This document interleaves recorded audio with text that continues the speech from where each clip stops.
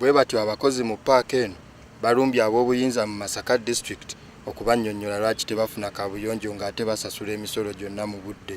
Basabye ab'obuyinza okulongoosa Kabuyonjo enkadde oba empyegaanye. Ssentebe wa paaka eno Robert Kateregga ategeezezza WBS TV nti embeera mbi nnyo mu kiseera kino era nga basobola okufuna endwadde nga kolera.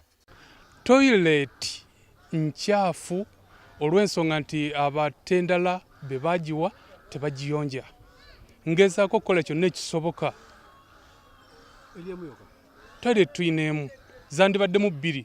Twagezaako ne batulaga ekifo ne batugamba kanso teyina ssente zimba ki toilet ndala. N'abasaabaze bakozesa toilet ki emu ate nga agikolako ali muntu omu ate alina obugayaavu. Kateregga ayongeddeko nti paaka terina bukuumi ng'abasaabaze mu kiseera kino bali mu kutya olw'obulumbaganyi bw'abamenyi b'amateeka. Kapoliisi akali mu kifo kino kategeezeddwa nti kabeeramu omusirikale omu ate nga talina mmundu kutaasa abantu n'ebintu byabwe.